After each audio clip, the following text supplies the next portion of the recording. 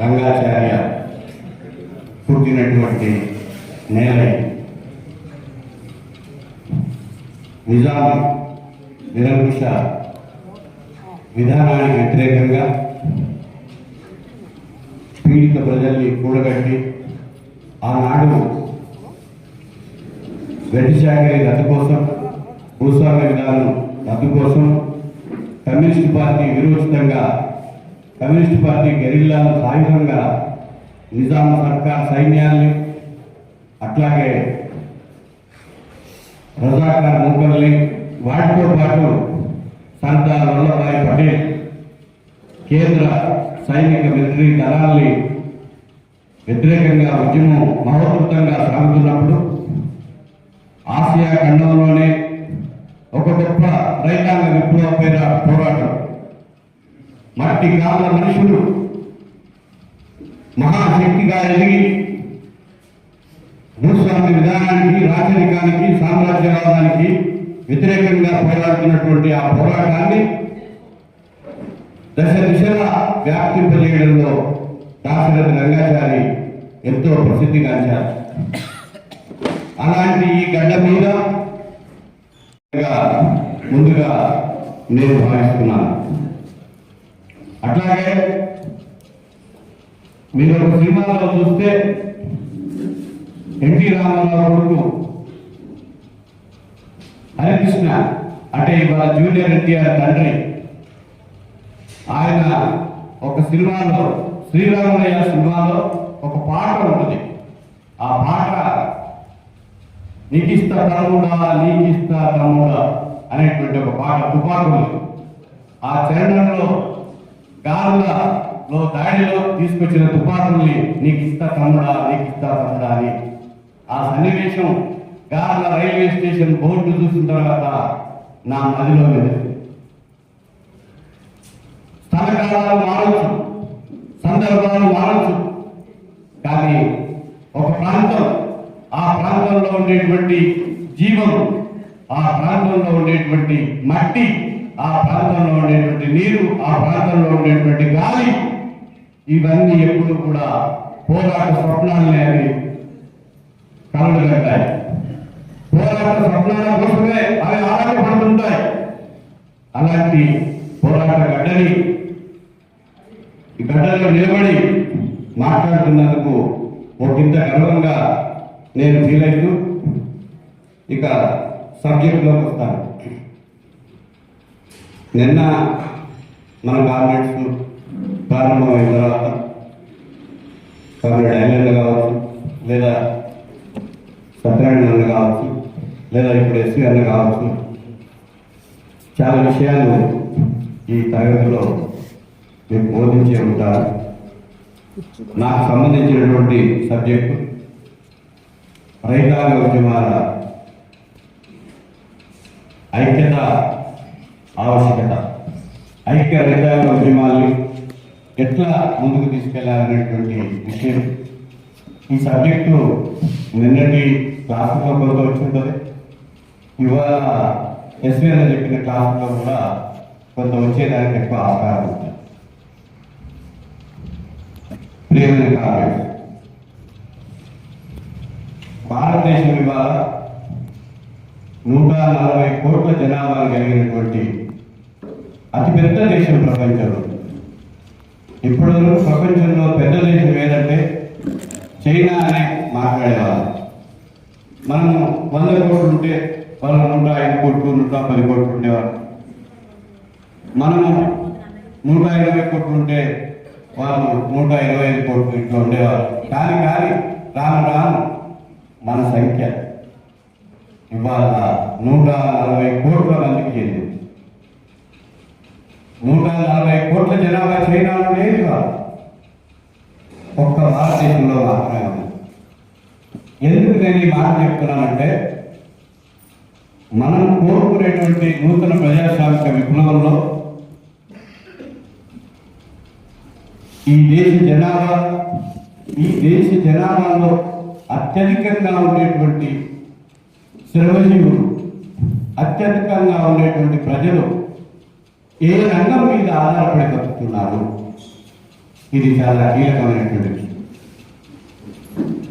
మన తాతల దగ్గర నుంచి ఇంకా పైన మన ముత్తాతల దగ్గర నుంచి మన తండ్రుల దగ్గర నుంచి మన తరం వరకు మన పిల్లల వరకు ఇవాళ అత్యధికంగా వాళ్ళని ఆదుకుంటున్నటువంటి రంగం, వాళ్ళకి కడుపు కింద తిండి పెట్టి సాగుతున్నటువంటి రంగం ఏదైనా అంటే ఒక్క వ్యవసాయ రంగం మాత్రం. ఇవాళ రియల్ ఎస్టేట్ రంగం రావచ్చు, ఇవాళ పారిశ్రామిక రంగం రావచ్చు, ఇవాళ ఐటీ సెక్టర్ రావచ్చు, సాఫ్ట్వేర్ సెక్టర్ రావచ్చు, లేదా అనేక రంగాలు రావచ్చు. కానీ బేసిక్గా ఇవాళ ఈ దేశంలో నేను ఇందాకే చెప్పాను కదా, 140 కోట్ల జనాభా కలిగినటువంటి మన భారతదేశంలో రైతులు 45 నుంచి 50% దాకా ఉన్నారు. అంటే సగానికి సగం మంది ఉన్నారు. అంటే 70 కోట్ల మంది వ్యవసాయ రంగం మీద ఆధారపడి బతుకుతున్నారు. 70 కోట్ల మంది చిన్న విషయం కాదు.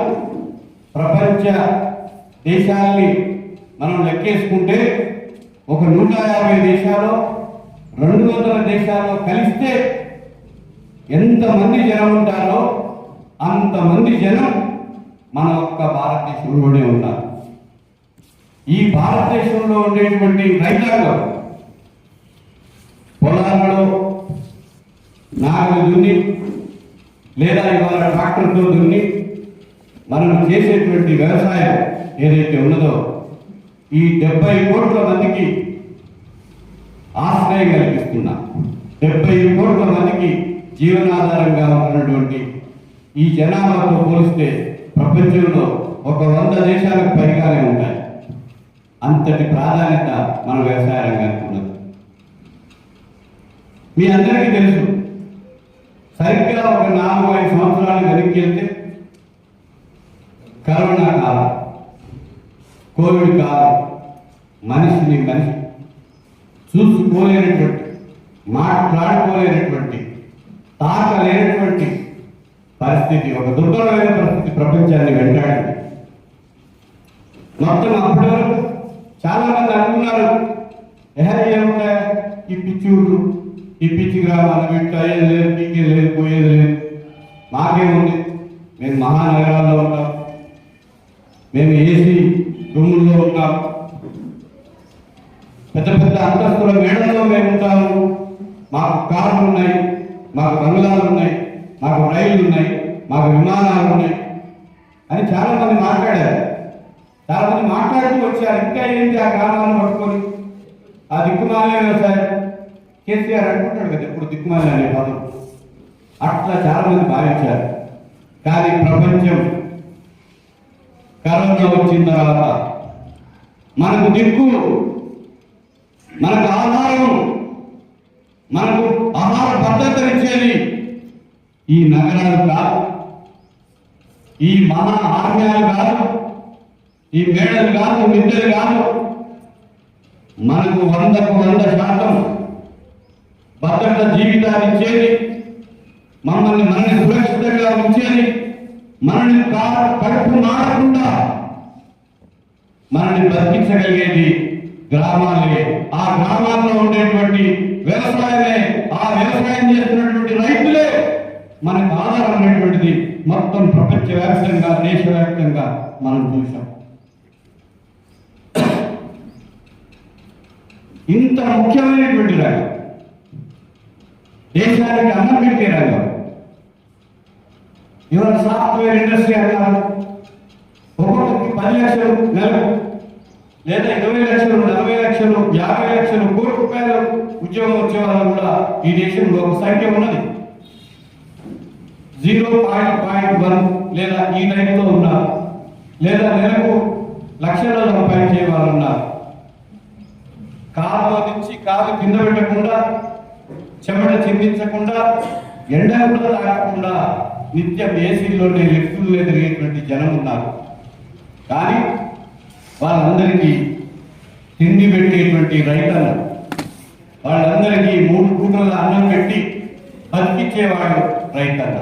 ఈ రైతన్న లేకపోతే ఈ సమాజమే లేదు, ఈ దేశమే లేదు, ఈ ఖండమే లేదు, ఈ ప్రపంచమే లేదు. ఇలాంటి రైతు పరిస్థితి ఏమిటనేటువంటిది మనకు చాలా ముఖ్యమైనటువంటిది. పుట్టెడు దుఃఖంతో, అంతులేని భారంతో, అప్పుల భారంతో ఇవాళ ఈ దేశంలో రైతు దినదిన గంటలు నూరేళ్ళ ఆయుష్లాగా బతుకున్నటువంటి పరిస్థితులు. 6 కాలం కష్టపడి పంట తీసిన మార్కెట్లో అవి అమ్ముడు పోయేంత వరకు కూడా ఆ వచ్చిన ధర చూస్తే ఆ రైతు దుఃఖంతో కన్నీళ్లతో ఎంత మనోవేదనకు గురవుతాడో, ఎంత మానసికంగా అల్లకల్లోలము తన మెదడులో ఒక తుఫాను. ఎందుకంటే అప్పుల వాడికి మగం చూపించలేక, అప్పు తీర్చలేక, ఇంట్లో భార్య మెడ మీద ఉండేటువంటి పుస్తెల తాడు, ఆ కొద్ది గొప్ప పుస్తెల తాడు అనేటువంటిది బంగారంతో చేసి ఉంటుంది. ఆ బంగారాన్ని కూడా పుస్తెల తాడు కూడా తాకట్టు పెట్టి, లేదా గిరిగిరి బ్యాంకుల దగ్గర, వడ్డీ వ్యాపారం దగ్గర 100కి 5 రూపాయలు 10 రూపాయలకు వడ్డీ తీసుకొని ఈ పత్తి వస్తుంది, ఈ మిర్చి వస్తుంది, ఇంకోటి వస్తుంది అని వ్యాపార పంటల మీద మాయా జూదం లాంటి ధరల విధానం జరుగుతున్నటువంటి ఈ కార్పొరేట్ వ్యవసాయంలో కూడా ఇవాళ రైతన్న తనకు తగ్గ శ్రమకు తగ్గ ఫలితం, తన పెట్టుబడికి కనీసం ఆదాయం రానేటువంటి ఒక దుస్థితి ఈ దేశంలో కొనసాగుతారు. మీ అందరికీ తెలుసు, మనందరికీ తెలుసు, మన రైతు కూలి సంఘం ఏర్పాటే మన పార్టీ చాలా కాలం 1969 సంవత్సరంలో సిపిఎం నుంచి మనం రాజకీయంగా, సిద్ధాంతపరంగా, నిర్మాణపరంగా, రాజకీయంగా విడగొట్టుకొని మనం బయటకు వచ్చిన తర్వాత మన పార్టీ తీవ్రంగా ఆలోచించి ఎత్తులో ఉండేటువంటి రైతాంగాన్ని ఎట్లా మనం సంఘటితపరచాలి, ఐక్యం చేయాలి. ఈ ఐక్యం చేసేటువంటి క్రమంలో ఏ రకమైనటువంటి ఎత్తుగడ నడిపించాలి. అప్పటి వరకు ఉన్నాయి అఖిల భారత కిసాన్ సభ, సిపిఐకి, సిపిఎంకు రైతు సంఘాలు ఉన్నాయి, వ్యవసాయ కార్మిక సంఘాలు ఉన్నాయి. కానీ వాటి వల్ల ఏమి మార్పు లేదు. వాటి వల్ల రైతాంగానికి కానీ, రైతాంగం ఉన్నటువంటి గ్రామాలకు కానీ, ఆ గ్రామాల్లో కలిగినటువంటి మొత్తం ప్రజానికానికి కానీ ఈ గ్రామీణ భారతానికి ఒక గ్యారంటీ లేదు. అందుకని మన పార్టీ ఆలోచించింది అంటే రైతుల్ని మనం సంఘటితం చేయాలి. సిపిఐ, సిపిఎంలకు చెందినటువంటి రైతు సంఘము, వ్యవసాయ కార్మిక సంఘంలో కాకుండా మన రైతు కూలి సంఘం, అది కార్యక్రమంలో అఖిల భారత స్థాయిలో అనేక సంఘాలు కలిసిన తర్వాత అఖిల భారత రైతు కూలి సంఘం, ఆల్ ఇండియా కిసాన్ మజ్దూర్ సభ, AKMS అనేటువంటి ఒక సంఘంగా మనం అఖిల భారత స్థాయిలో రూపొందించబడి, ఇదే మన పక్క రాష్ట్రమైనటువంటి ఆంధ్రప్రదేశ్లో రాజమండ్రిలో AKMS అనేటువంటి సంస్థ రూపొందుకున్నది. ఊరు మనదిరా, ఈ వాడ మనదిరా, దొర ఏందిరో దొర పీకుడు ఏందిరో అనేటువంటి పాటలు గూడ అంజన్న ఎమర్జెన్సీ కాలం మన పార్టీ మహానాయకుడు, మన పార్టీ పుట్టిన కాలం నుంచి ఉండి ఈ పార్టీని ఇంతవరకు తీసుకొచ్చినటువంటి ఆనాడు గొప్ప కమ్యూనిస్టు విప్లవ నాయకులైనటువంటి కామ్రేడ్ చంద్రపుల్లారెడ్డి, రామనరసయ్య, నీలం రామచంద్రయ్య గారు 1976 ఆ ప్రాంతంలో నల్గొండ జిల్లాలోని పల్లిమేల అనేటువంటి ఒక గ్రామంలో రైతు కూలి సంఘానికి ఒక పునాది చేశారు. రైతు కూలి సంఘం అనేటువంటిది ఒక అవసరం. రైతుల్ని, కూలీల్ని ఒక వర్గ ప్రాతిపదిక మీద ఆర్గనైజ్ చేస్తూ, వాళ్ళని సంఘటితం చేస్తూ, అంతిమంగా గ్రామాల్లో ఉండేటువంటి దున్నేవారికి భూమి దినాలు, జాగీర్దారులకి, దోపిడీదారులకి, భూస్వాములకి, పెట్టుబడిదారులకు వ్యతిరేకంగా అది భూమి కోసం ఆ పోరాటాలు ముందుకు రావాలి. మహాత్మ తెలంగాణ సాయుధ రైతాంగ పోరాటం నక్సల్బరి, శ్రీకాకుళం, గోదావరి లోయ, ముషాలి, లఖింకేరి, దేశవ్యాప్తంగా తెబాగా లాంటి రైతాంగ ఉద్యమాలు దున్నే వాడికి భూమి కావాలనేటువంటి విజ్ఞానాన్ని వాస్తవంలో నిజం చేసినప్పుడే తప్పనిసరిగా ఆ రైతాంగం తన కాళ్ళ మీద తను నిలబడి స్వతంత్రంగా జీవించగలుగుతుంది. ఆ రైతాంగం అనేటువంటిది ఇవాళ భూమి లేక భూదాహంతో అల్లాడిపోతున్నటువంటి ఒక స్థితి దేశమంతా ఉన్నది. కాబట్టి దున్నేవాడికి భూమి అనేటువంటి ఒక కేంద్ర నినాదం తీసుకొని నిజానికి తెలంగాణ భూములకి ఒక ప్రసిద్ధిగాంచినటువంటి ప్రాంతం. మన దగ్గర ఎన్ని రకాల భూములు ఉంటాయో తెలుసా? 14 రకాల భూములు ఉంటాయి. మొత్తం భారతదేశంలో అత్యధికంగా భూములు కలిగిన రాష్ట్రం ఏదైనా అంటే తెలంగాణ రాష్ట్రం. ఇదేదో నేను తెలంగాణ బిడ్డలు కాబట్టి మనంతా తెలంగాణ వాళ్ళు కాబట్టి అని నేను చెప్పట్లే. నిజాం కాలంలోనే నిజాం అనేటువంటి ఒక ఫ్యూడల్ ప్రభు ఒక నిరంకుశ భారత్ నాది తెలంగాణ దేశం ఐక్యరాజ్య సమితిలో ఆయనకు సభ్యత్వం ఉన్నది. ఐక్యరాజ్య సమితిలో ఉండి అనేక దేశాలకు సాయం చేసినటువంటి వాడు నిజాం నిరంకుశ ప్రభు. అత్యధికంగా భూములు కలిగినటువంటి వాడు నిజాం ప్రభు. ఇక్కడ మన రైతాంగం గోళ్ళు ఊడగొట్టి మన రైతాంగాన్ని చిత్రహింసలు పెట్టి మన రైతాంగాన్ని బాధ్యతని నీ కాలు మొక్కనటువంటి ఒక వ్యక్తి చాకరిని కొనసాగించి మనుషులుగా చూడకుండా అంతులేని హింస, దౌర్జన్యం, దురాచారాలు, దురాగతాలు, అస్పృశ్యత, కాళ్ళకు చెప్పులు కూడా వేసుకొని బజార్లో నడవలేనటువంటి ఒక దుస్థితిలో కూడా నిజాం స్టేట్ ప్రపంచంలో అత్యంత ధనికమైనటువంటి స్టేట్, భారతదేశంలో అత్యంత భూమి గల రాష్ట్రంగా రికార్డ్ అయినటువంటిది ఉన్నది. పంజర్ భూములు ఉన్నాయి, సర్పకాస్ ల్యాండ్స్ అనేటువంటి ఉన్నాయి. సర్పకాస్ ల్యాండ్స్ అంటే ఆనాడు నిజాం కుటుంబం హైదరాబాద్లో ఉండేది. ఆ హైదరాబాద్లో నిజాం కుటుంబానికి అయ్యే ఖర్చులకు మాత్రం 1,00,000 ఎకరాల భూమి ఉండేది. 1,00,000 ఎకరాలు. ఇంకా సూటిగా చెప్పాలంటే ఇవాళ జిహెచ్ఎంసీ అని మనం మాట్లాడతాం, గ్రేటర్ హైదరాబాద్ మున్సిపల్ కార్పొరేషన్.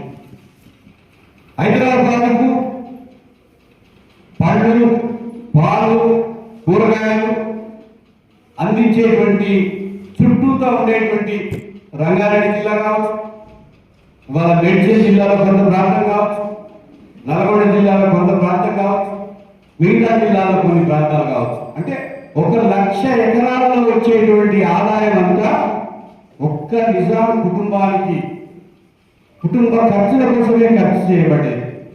ఏమిటా ఖర్చులు? ఆ ఇంట్లో పెళ్ళైనా, ఆ ఇంట్లో చావైనా, ఆ ఇంట్లో పిల్లలు ఆడపిల్లలు రజస్వలైనా, ఆడపిల్లలు గర్భిణితో ఉన్నా, లేకపోతే మరే రకమైనటువంటి వాళ్ళ కుటుంబ కార్యక్రమానికి 1,00,000 ఎకరాల్లో వచ్చేటువంటి ఆదాయాన్ని ఖర్చు చేసేవారు. ఇక మిగతా జమీందారులు, జాగీర్దారులు, దేశముఖులు, పటేళ్లు, పట్వారీలు వీళ్ళు సాగించే దోపిడీ మామూలు కాదు. జన్నారెడ్డి, ప్రతాప్ రెడ్డి ద్వారా ఇక్కడ ఉండే పెద్దలకు చాలా మంది తెలుసుకుంటారు. ఆయన పొలంలో ఒక బస్సు వెళ్తే 40 నిమిషాల కాలం పట్టిందట. ఆనాడు స్పీడ్తో, ఆనాడు ఉండే రోడ్డు కూడా అట్లుండే. అంటే మామూలు భూస్వాముల దగ్గర మామూలు భూములు కాదు. ఇవాళ దాకా 50 ఎకరాలు, 100 ఎకరాలు కాదు, 1000 ఎకరాలు, 1,00,000 ఎకరాలకు పైగా భూస్వాములు ఉండేటువంటి రాష్ట్రం తెలంగాణ ప్రాంతం. ఇప్పుడు ఖమ్మంలో ఎంపీగా గెలిచాడు రామసాయం రెడ్డి అనుకుంటా ఆయన పేరు, సురేందర్ రెడ్డి. సురేందర్ రెడ్డి వాళ్ళ తాత వాళ్ళ రికార్డ్ అంతా తీస్తే వాళ్ళకి 20,000 ఎకరాలు పైగా ఉంది. జనారెడ్డి తొలకి 50,000 ఎకరాలకు పైగా భూములు ఉన్నాయి. అంటే భూమిని తమ పాదాల కింద తమ ముడి కింద వేసుకొని కూర్చొని ఆ భూమి మీద కష్టపడేటువంటి రైతాంగానికి, ఆరుగాలం కష్టపడేటువంటి రైతాంగానికి, ఆ భూముల్లో పండేటువంటి పంట కావచ్చు, ఆ భూమిలో ఉండేటువంటి వాటిని తిని బతికేటువంటి పెద్ద పెద్ద ఆవుల మందలు కావచ్చు, గొర్రెలు కావచ్చు, బర్రెలు కావచ్చు, మొత్తం పశు పోషణ అంతా కూడా ఆనాడు భూస్వాముల కింద, ఆనాడు దేశముఖుల కింద ఉన్నటువంటి సందర్భంలో జనాన్నంతా కూడా సమీకరించి, అది ఆంధ్ర మహాసభలో కమ్యూనిస్టులు, నేను ఇందాకే ప్రారంభంలో చెప్పినట్టు దాశరథి రంగాచార్యులు లాంటి ఒక రచయిత, ఆయన వాస్తవానికి దైవభక్తుడు, ఒంటి మీద చొక్కా కూడా వేసుకోడు, జంజంపో ఉంటుంది, ఒక బొట్టు పెట్టుకుంటాడు, నిరంతరం దైవాన్ని పూజించేటువంటి ఒక మనిషి గ్రామీణ ప్రాంతంలో పేదల మీద, దళితుల మీద, బడుగు బలహీన వర్గాల మీద వాళ్ళు సాగిస్తున్నటువంటి అకృత్యాలు, వాళ్ళు సాగిస్తున్నటువంటి దుర్మార్గాలు, ఆఖరికి ఆ భూముల్లో వాళ్ళని పశువుల కంటే హీనంగా తీస్తున్నటువంటి దుస్థితి మీద ఆయన ఒక గొప్ప నవల రాశారు. అదొక చరిత్రాత్మక నవల. తెలంగాణ రాష్ట్ర ప్రభుత్వం తెలంగాణ రాష్ట్రం సాధించుకున్న తర్వాత నిజానికి ఆ నవలకి ఒక కిరీటం పెట్టారు. ఆ నవలని దేశవ్యాప్తం చేయాల్సినటువంటి అవసరం ఉండే, కానీ ఈ పాలకులకి ఆ లక్షణం ఉండదు కదా. అదే నిజాం నవాబు, అదే దొరలు, అదే భూస్వాములు, అదే దేశముఖులు, అదే పట్వారీలు, అదే పటేళ్ళు, వీళ్లకు మోడల్ అవుతారు తప్ప, వాళ్ళకు ఆదర్శం అవుతారు తప్ప పేదల కోసం చిల్లర దేవుడు. ఆ నవల పేరు చిల్లర దేవుడు. అంటే ఇవాళ ఆ రకంగా భూస్వాములు మనకు కనపడకపోవచ్చు, ఆ రకంగా 100 ఎకరాలు, 1000 ఎకరాలు, లక్షల ఎకరాలు మన ముందు ఉండకపోవచ్చు, కానీ భూమి లేదు. పేదవాడికి ఎందుకు ఇవాళ భూమి లేదు? ఈ భూమి ఎక్కడ పోయింది, ఈ భూమి ఎక్కడుంది అనేటువంటి దానికోసమే మన రైతు కూలి సంఘం తను పురుడు పోసుకున్న దగ్గర నుంచి అనేక పోరాటాలు, ముఖ్యంగా గోదావరి లోయ పరివాహక ప్రాంతంలో, అది నిజామాబాద్ కావచ్చు, ఆదిలాబాద్ కావచ్చు, కరీంనగర్ కావచ్చు, నల్గొండ కావచ్చు, వరంగల్ కావచ్చు, తూర్పు పశ్చిమ గోదావరి జిల్లాలు కావచ్చు, ఈ మొత్తం గోదావరి లోయ పరివాహక ప్రాంతంలో ఉండేటువంటి రైతాంగాన్ని విప్లవకాలం, అది చంద్రపుల్లారెడ్డి, దేవులపల్లి వెంకటేశ్వరరావు, తరిమల నాగిరెడ్డి గ్రూప, కొండపల్లి సీతారామయ్య గ్రూప, మరే గ్రూప అవన్నీ కలిసి ఇంత గొప్పగా చెప్తారే. అమిత్ షా మాట్లాడుతున్నాడు, ఎక్కడో మాట్లాడుతున్నాడు, ఆయన భారత పార్లమెంట్లోనే మాట్లాడుతున్నాడు. ఏం మాట్లాడాడన్నా, 2026 మార్చి 30వ తారీఖు నాటికి భారతదేశంలో ఒక్క నక్సలైట్ కూడా ఉండడానికి వీల్లేదు, ఒక్క మావోయిస్ట్ కూడా ఉండడానికి వీల్లేదు, మేము ఏది పారేస్తాం. ఇవాళ ఒక హోంమంత్రి, భారత రాజ్యాంగం డాక్టర్ బాబాసాహెబ్ అంబేద్కర్ చైర్మన్ గా ఆయన నేతృత్వంలో ఉండేటువంటి ఒక కమిటీ ప్రపంచ దేశాలన్నీ కూడా తిరిగి పరిశోధించి ఒక భారత రాజ్యాంగాన్ని, ఈ భారత రాజ్యాంగం ప్రకారం అందరూ సమానమే, అందరికీ ఓటు హక్కు ఉంటుంది, ఒకడు ఎక్కువ ఒకడు తక్కువ. దేశంలో 18 సంవత్సరాలు వచ్చినటువంటి వాడు ఎవడైనా సరే వాడికి ఓటు హక్కు ఉంటుంది. భారత రాజ్యాంగం ముందు భారతదేశ ప్రజలందరూ కూడా ఒక్కటే, ఎక్కువ తక్కువ అనేటువంటి భేదం లేదు అనేటువంటి ఒక రాజ్యాంగాన్ని అమలు చేస్తారని భారత పార్లమెంట్ లో ప్రతిజ్ఞ తీసుకొని ప్రభుత్వం నడపాల్సినటువంటి ఒక హోంమంత్రి నేను భారతనే అని చెప్తున్నాడు. ఏది పాటిస్తానంటే దాని అర్థం ఏంటి? నేను చంపేస్తాను, ఎన్కౌంటర్ చేస్తాను. ఇవాళ ఆపరేషన్ కగా ఛత్తీస్గఢ్లో ఏం జరుగుతుంది? ఛత్తీస్గఢ్లో జరిగేది కూడా భూమి పోరాటమే. ఇవాళ మనకది వేరే రకమైనటువంటి పోరాటంగా అనిపించవచ్చు, కానీ అంతిమంగా ఈ దేశంలో ఉండేటువంటి లక్షలాది కోట్లాది బిడ్డలు, అది కోయ కావచ్చు, గోండు కావచ్చు, కొలం కావచ్చు, బంజారాలు కావచ్చు, ఇంకా వేరే ఎవరైనా కావచ్చు, అడవి మీద ఆధారపడి బతికేటువంటి కోట్లాది మంది ప్రజలు ఎవరైతే బతుకుతున్నారో వాళ్ళ గూడు కింద, వాళ్ళ కాళ్ళ కింద, వాళ్ళ ఊరు కింద, వాళ్ళ ఇంటి కింద ఇవాళ అపారమైనటువంటి ఖనిజ నిక్షేపాలు, ఆ ఖనిజాన్ని వాళ్ళ తోడుకొని వెళ్ళిపోవాలి. మనమందరం ఉన్నటువంటి ఈ ప్రాంతం బొగ్గు నిక్షేపాలకి లేదా 13-14 రకాల సహజ నిక్షేపాలకి కేంద్రం ఈ ప్రాంతం. అట్లా ఛత్తీస్గఢ్ రాష్ట్రంలో రోజు ఇప్పుడు మనం చూస్తున్నాం. ఏ పేపర్లో తిరిగేది, ఏ టీవీలో చూడండి, 30 మందిని, 20 మందిని, 7 6 రోజు ఎన్కౌంటర్ లేకుండా చేస్తున్నారు. అదేంటంటే మావోయిస్ట్ నక్సలైట్ లేదా మావోయిస్ట్ పార్టీలో జరిగేటువంటి దళాన్ని మేము రాజేస్తున్నాం అంటున్నారు. అది వాస్తవం కాదు. ఛత్తీస్గఢ్ ప్రాంతంలో అది దంతెవాడ కావచ్చు, మనం ఇప్పుడైతే భద్రాచలం దాటుతాము, ఛత్తీస్గఢ్ రాష్ట్ర సరిహద్దుల నుంచి మొత్తం మధ్య భారతదేశానికి వెళ్ళేటువంటి ఆ ప్రాంతంలో అంతా కూడా ఆదివాసి జల్ జంగల్ జమీన్ ఇజ్జత్ హమారా హై. ఈ నీరు మాది, ఈ భూమి మాది, ఈ అడవి మాది. మాకు ఆత్మ గౌరవం ఉన్నది.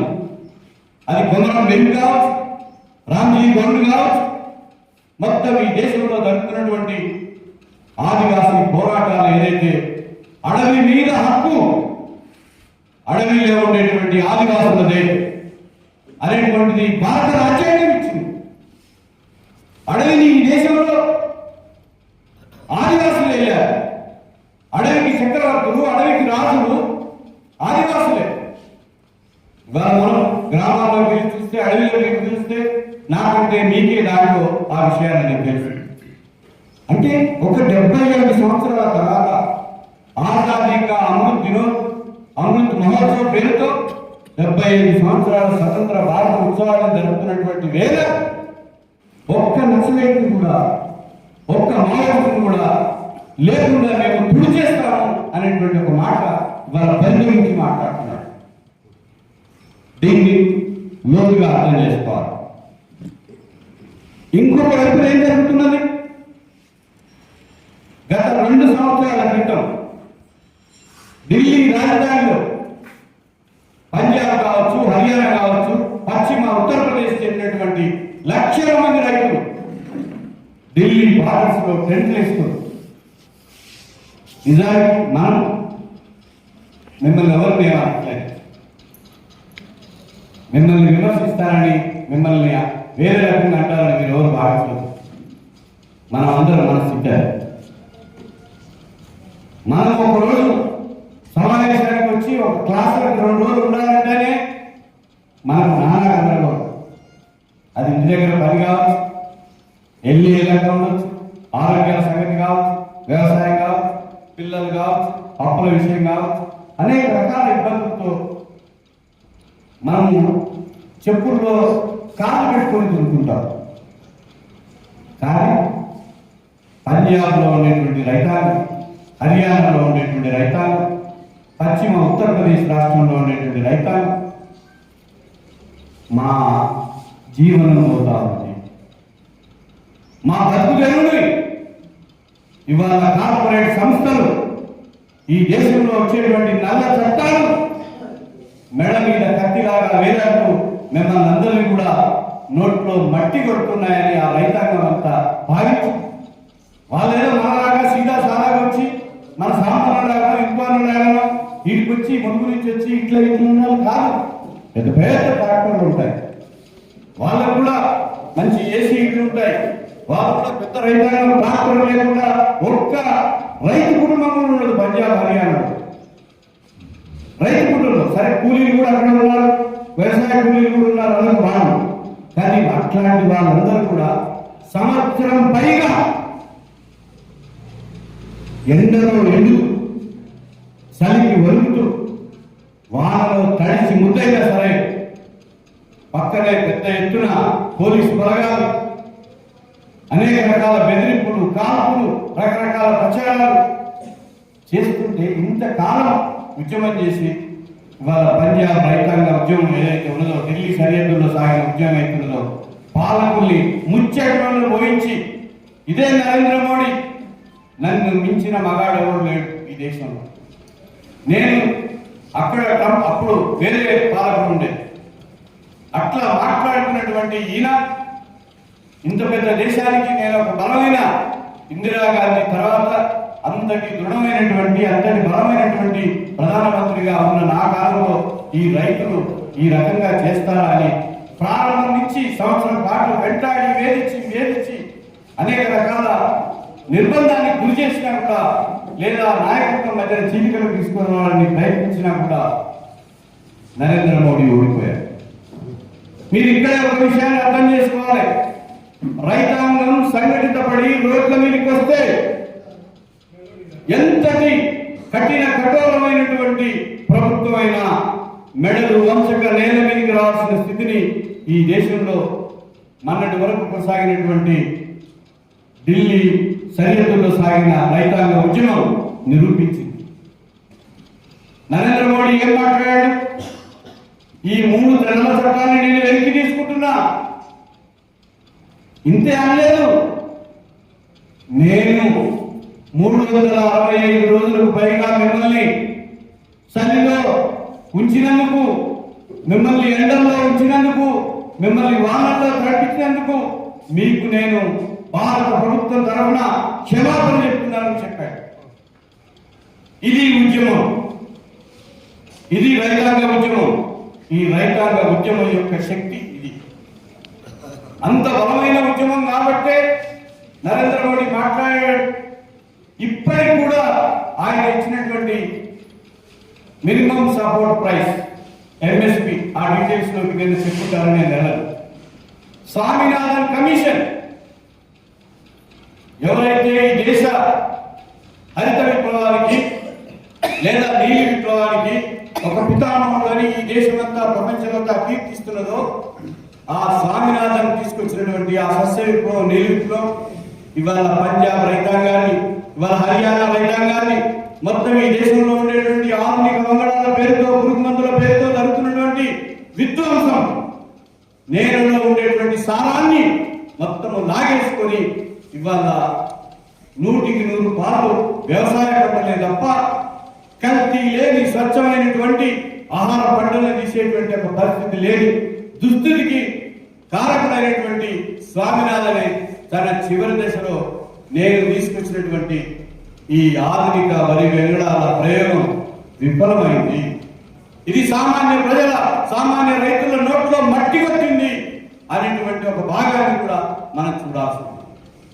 అందుకే ఆయన ఏం చెప్పాడంటే, కనీస మద్దతు ధర, రైతుకి కావాల్సినటువంటి పెట్టుబడి, ఆ పెట్టుబడికి డబ్బులు, లేకపోతే మొత్తం కుటుంబ సభ్యులకు సంబంధించినటువంటి ఖర్చులన్నీ వేసి ఆయన ఒక ఫార్ములా తయారు చేసి ఆయన ఒక సిఫారసు చేస్తే, భారతీయ జనతా పార్టీ మొన్న జరిగినటువంటి ఎన్నికల్లో మేము అధికారంలోకి వస్తే, మళ్ళీ ఒకసారి వస్తే స్వామినాథన్ కమిషన్ సిఫారసుల్ని అమలు జరుపుకోవచ్చు.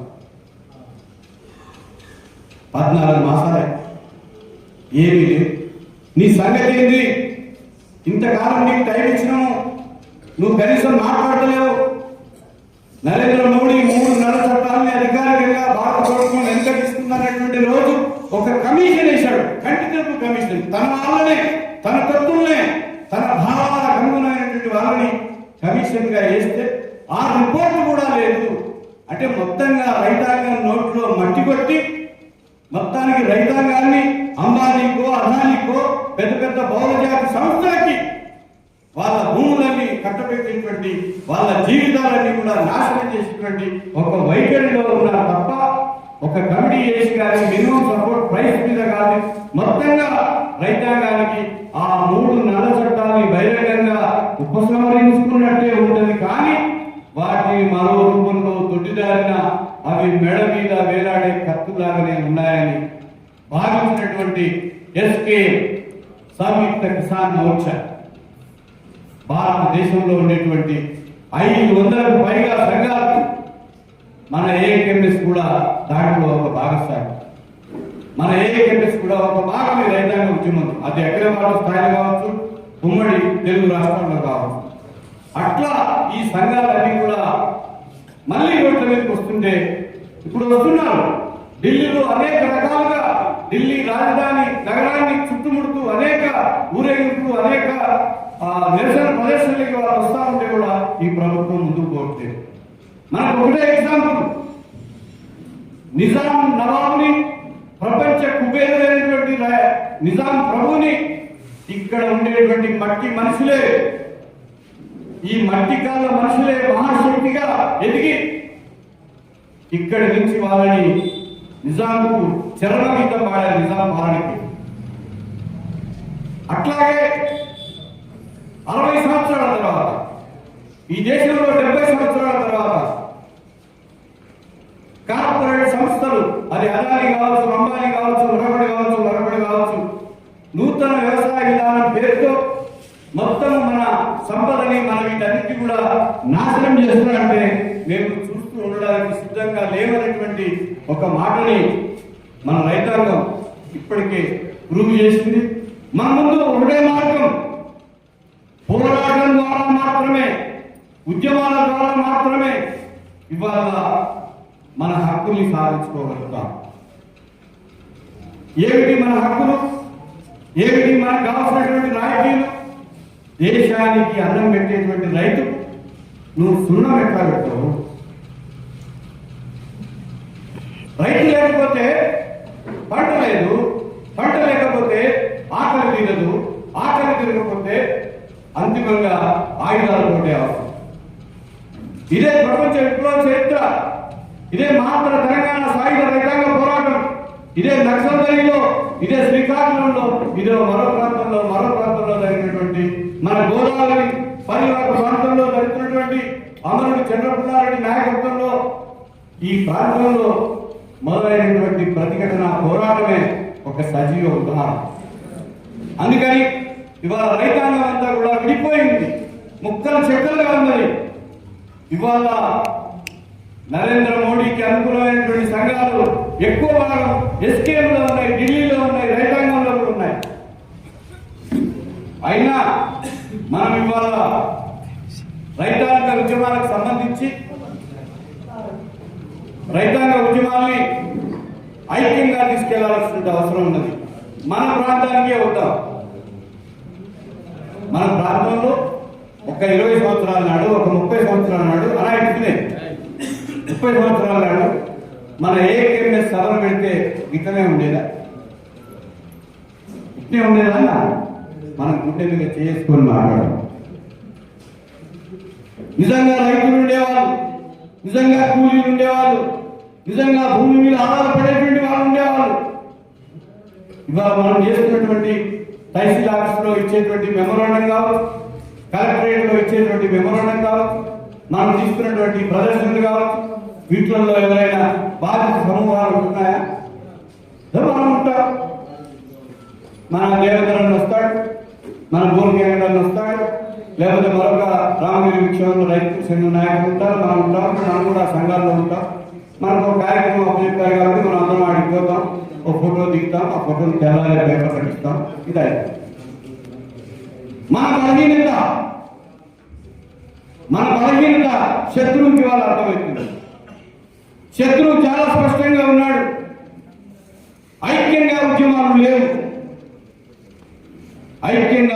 లేవు, విడిపోయి ఉన్నాయి, చీలిపోయి ఉన్నాయి.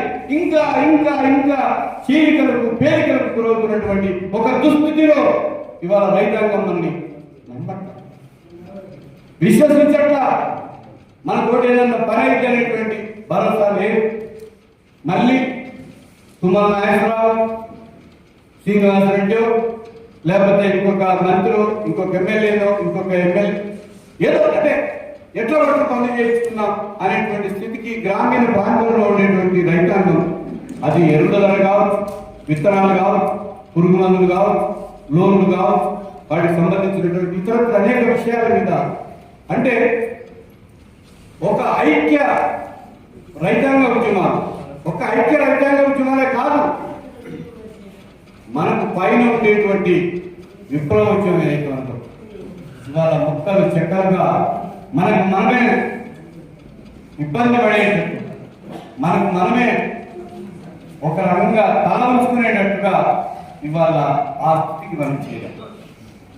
అందుకని ఇవాళ దేశంలో జరగాల్సినటువంటి పరిస్థితి, దేశంలో అన్ని రంగాల్లో ఏది పరిస్థితి మారాలంటే బాధిత సమూహాన్ని ప్రపంచీకరణ పేరుతో, సామ్రాజ్యవాద ప్రపంచీకరణ పేరుతో బహుళజాతి సంస్థలు ఒకనాడు జన్మూరు ఆయన ఆనాటి కాలంలో ఉండేటువంటి ఆ పెద్ద పెద్ద వేల లక్షల ఎకరాలు కలిగినటువంటి భూములన్నీ కూడా తమ చేతుల్లో ఉంచుకున్నటువంటి జన్నారెడ్డి, ప్రతాప్ రెడ్డి లాంటి దొరలు ఇవాళ మనకు కనపడకపోయినా ఇవాళ అదే స్థాయిలో అదే రూపంలో ఇవాళ కార్పొరేట్ సంస్థలు వచ్చినాయి. ఒక్కొక్క కార్పొరేట్ సంస్థ దగ్గర, ఒక్కొక్క బహుళజాతి సంస్థ దగ్గర వందల వేల ఎకరాల భూములు ఇవాళ ఈ ప్రభుత్వాల దగ్గర ఉన్నాయి. మనం కొట్లాడి సాధించుకున్న తెలంగాణ రాష్ట్రంలో వచ్చిన మొట్టమొదటి తెలంగాణ సర్కార్ ఏం చేసిందో తెలుసా? ఏం చేసిందంటే భూ బ్యాంకులు పెట్టింది. మనం అప్పటిదాకా బ్యాంకులు మామూలు డబ్బులు ఇచ్చే బ్యాంకులు చూసాం, లోన్లు ఇచ్చే బ్యాంకులు చూసాం, ఇంకేదో ఏటీఎం బ్యాంకులు చూసినాం. కానీ కేసీఆర్ ల్యాండ్ బ్యాంకులు ఇచ్చాడు. అదే ల్యాండ్ అంతా తీసుకుపోయారు, పెడతారా, ఎట్లా పెడతారు, ఏంటి అనేది ఆశ్చర్యం ఉండే ఆ రోజుల్లో మనకు. ఇప్పటికీ తెలంగాణ రాష్ట్రంలో కేసీఆర్ తెచ్చినటువంటి ఈ ల్యాండ్ పాలసీ, ల్యాండ్ బ్యాంక్ ఏదైతే ఉన్నదో ఈ బ్యాంక్ లో 15 లక్షల ఎకరాల భూముల్ని ఆయన రెడీ చేసుకున్నాడు. వాటిని ఇవాళ రేవంత్ రెడ్డి సర్కార్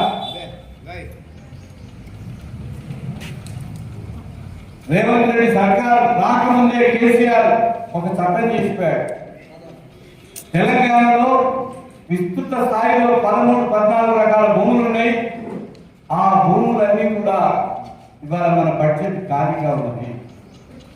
మనం చాలా అభివృద్ధి కార్యక్రమాలు చేపట్టాలా, కొత్త ప్రాజెక్టు కట్టాలి.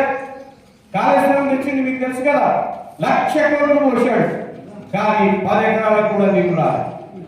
ఇవాళ కోర్టు చుట్టూ ఇవాళ ఢిల్లీ నుంచి వస్తున్నటువంటి కమిషన్ల ముందు కేసీఆర్ ఆయన కొడుకంతా కూడా లైన్లు కట్టి ఆ ఇంజనీర్ల దగ్గర నుంచి వాళ్ళ కమిషన్ ముందు ఇవాళ వాళ్ళు దోషులుగా నిలబడి ఇవాళ ఆర్గ్యుమెంట్ చెప్పే పరిస్థితికి వచ్చారు. ఈ రాష్ట్రంలో డబుల్ బెడ్రూమ్ అన్నాడు, ఈ రాష్ట్రంలో ఇంకో పథకం అన్నాడు, దళితులకు 10 లక్షల నగదు బదిలీ చేస్తానన్నాడు. ఇవి అనేకం ఇన్ని చేసినా కూడా డబ్బులు లేవు. ఏం చేయాలి మరి? డబ్బులు లేకపోతే ఏం చేయాలి? అప్పు ఇవ్వాలి, అప్పులు తేవాలి. అప్పులు తెచ్చిన కాడికి అయిపోయింది. మనం ఎవరు నమ్మట్లా. మనకు దానికి ఎఫ్ఆర్పిఎం అని ఆర్థిక శాస్త్రంలో చాలా లిమిటేషన్స్ ఉంటాయి.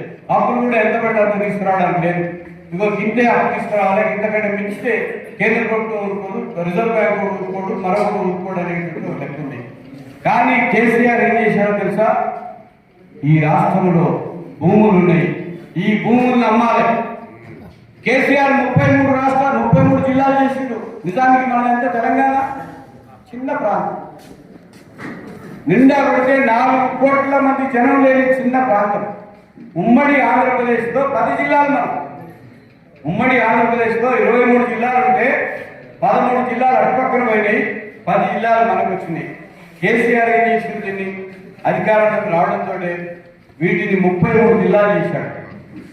ఈ 33 జిల్లాలు చేసి ప్రతి జిల్లాలో ఒక అద్భుతమైనటువంటి కలెక్టరేట్, ప్రతి జిల్లాలో అద్భుతంగా రోడ్డు వ్యవహారాలు ఇవన్నీ చేసి ఆయన చివరికి చెప్పింది ఏంటంటే, జనానికి చెప్పారు, నమ్మవలసింది ఏంటంటే, మన దగ్గర భూములు ఉన్నాయి, మన దగ్గర పైసలు లేవు, అందుకని ఈ భూములను అమ్ముతాం. ఆయన ఒక జీవో తీసుకొచ్చాడు, ప్రతి జిల్లాలో కనీసం 1000 ఎకరాల భూమి అమ్మాలి. అంటే 33,000 ఎకరాల భూముల్ని మనం అమ్మాలి. జీవో వచ్చింది. జీవో ప్రకారం రంగారెడ్డి జిల్లాలో, హైదరాబాద్లో, వికారాబాద్లో, నల్గొండలో, మేడ్చల్ జిల్లాలో దాదాపు 6-7 ఎకరాల భూమిని అమ్మారు. ఒక్క కోట్లపేటలోనే 25 నుంచి 50 కోట్లకు ఒక ఎకరం భూమి ఉన్నటువంటి చరిత్ర ఉంది. సరే అన్నాడు కేసీఆర్ కూడా పెద్ద ఎత్తున ఆయన కొడుకు వీళ్ళందరూ కూడా భూములు సంపాదించుకున్నారు. ఒక ముఖ్యమైనటువంటి మార్పు ఏంటంటే తెలంగాణ సాధించుకున్న తర్వాత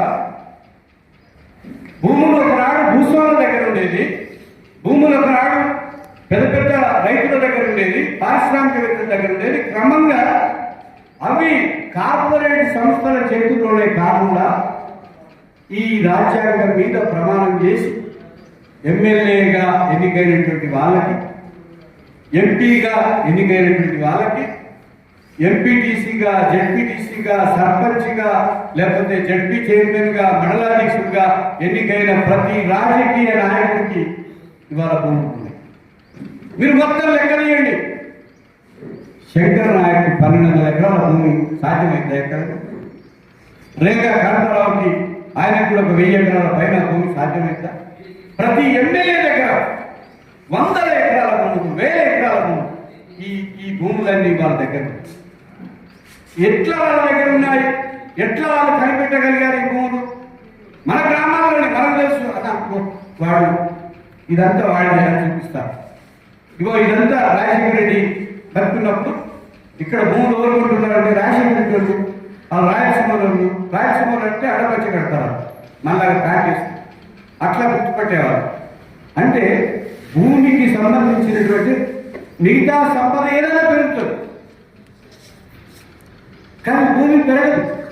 ఆ ఉన్న భూమిలోనే ఆ తండ్రి, ఆ పిల్లలు, వాళ్ళ పిల్లలు, మనవలు, మునిమనులు భవిష్యత్తు కోసం కూడా ఆ భూమిని అదిలపరచుకోవాల్సిన, ఆ భూమి మీద ఆధారపడి బతకాల్సినటువంటి ఒక స్థితి ఉండాలనేది సాటి న్యాయ సూత్రం చెప్తున్నటువంటి విషయం వీళ్ళందరికీ తెలుసు.